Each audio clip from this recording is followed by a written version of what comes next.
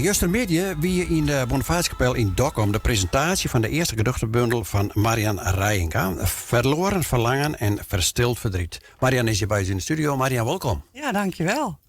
Hoe weet je Justermiddag? Het was fantastisch. Ik was wel heel erg gespannen, maar toen ik eenmaal op het podium zat en toen liep het eigenlijk als een trein. En heel veel positieve reacties gehad. Lieve mensen om me heen. En de burgemeester heeft het eerste exemplaar gekregen. Ja. En die was ook erg onder de indruk. Dus ja, ik kan terugkijken op een heel geslaagde boekpresentatie. Ja, en je zit niet op een mooie plek, denk ik. Tenminste, dat is altijd wel zo'n cultureel gevoel. Lijkt er altijd een beetje bij. Er gebeurt altijd van alles maar mooi. Hey, die eerste gedichtenbundel, hoe viel dat? Wat zeg je? Die eerste gedichtenbundel, hoe viel dat? Het voelt heel spannend. Het zijn gedichten die heel persoonlijk zijn over thema's waarover het algemeen niet zo makkelijk over wordt gesproken. Onder andere eenzaamheid en depressie. Maar ook rouw en verlies en gemis en verlangen. En dus ik ga een beetje met de billen bloot. Zo voelt dat een beetje. Ja, want eigenlijk bist je van hoe is het net echt een dichter. Van de week hier heb ik contact. Ja, eigenlijk best meer fotograaf als dichter, denk ik. Maar goed, dit is wat nice. Ja, we kennen eigenlijk een beetje van een blik op Dokkum natuurlijk. Bij alle foto's die je altijd maakt. Ja. Hoe bist erbij komen om nou dan zo'n gedichtenbundel te maken?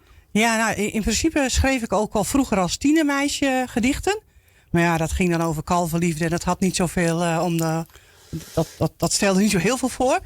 En via een omweg ben ik eigenlijk tot het schrijven van gedichten gekomen. En de aanleiding was eigenlijk het overlijden van een hele dierbare vriend. Die ergens in september 2022 zichzelf van het leven beroofde. En eigenlijk ben ik door middel van het schrijven van gedichten heb ik heel veel dingen verwerkt. Het stuk rouw en verdriet, gemis.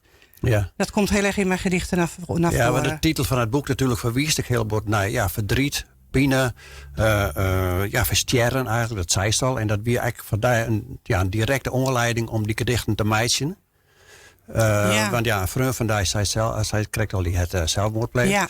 En het weer een nieuwe vriend, heb ik begrepen. Of die dichtbij die baksisme. Ja, ik had heel hecht contact met hem. Hij was me heel dierbaar. Het was niet een relatie of iets dergelijks, maar wel een heel intens houden van. Ja. En wij kenden elkaar al 13 jaar, maar we hadden ook elkaar heel lang niet gezien. En dus het kwam als een schok. Ik wist van zijn depressie af. Hij deelde dat met mij, maar heel veel mensen delen dat dus ook niet. En dat is eigenlijk ook een beetje de boodschap van mijn gedichten. Van, wees open en deel het ook als het wat minder goed met je gaat. Ja, want er zit dan best wel een aanlooptijd in tot dat gedicht. Want trek je die Elisa zo wie het voorval met die vriend van die? Nee, 13 jaar geleden heb ik hem leren kennen. Oh, die is hem leren kennen. Ja, en hij is nu ruim 1,5 jaar geleden overleden. Dat is inderdaad heel kwartelijk nog. En ik ben eigenlijk vorig jaar, november, december, zelf in een depressie terechtgekomen door allerlei omstandigheden. En toen ben ik had zo nu en dan wel eens al een gedicht op Facebook gedeeld. Want ik dicht eigenlijk altijd wel, maar ik deed er nooit wat mee. En op Facebook kreeg ik zulke fijne reacties en zo hartverwarmend.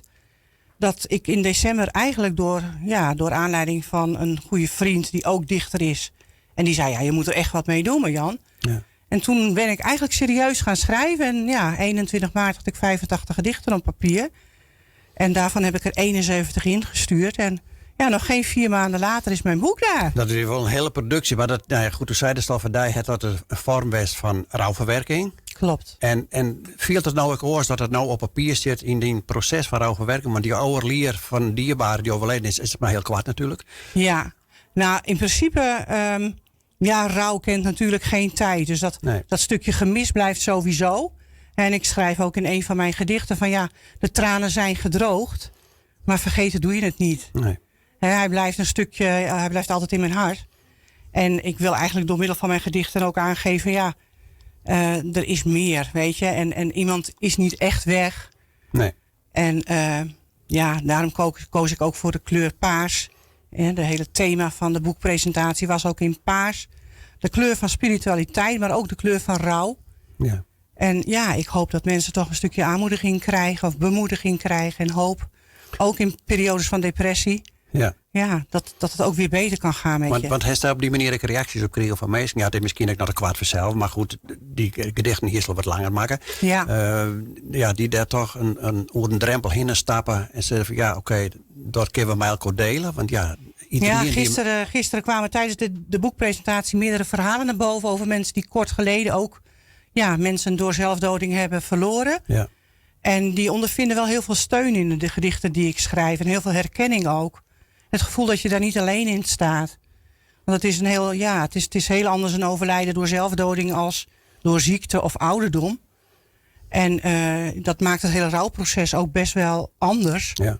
En ik kreeg gisteren gelijk al vanuit het publiek in de kapel reacties van mensen die daar herkenning in vonden. En steun. Wel mooi dat het zo troostend is. Dat soort, het is fijn om te jaren van dat soort reacties. Want de zei dus van, ik vond het best wel lastig om dat, naar boeten te litten en zijn boek te meiden.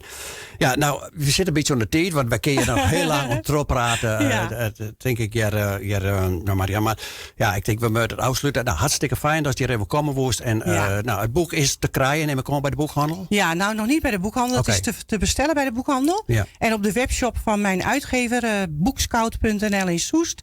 Daar is mijn boek terug te vinden en te bestellen. Oké. Nou, hartstikke fijn voor de Talia. Ja, en eigenlijk echt succes met de verkoop, denk ik. Ja, nou, graag gedaan en fijn dat ik hier mocht zijn.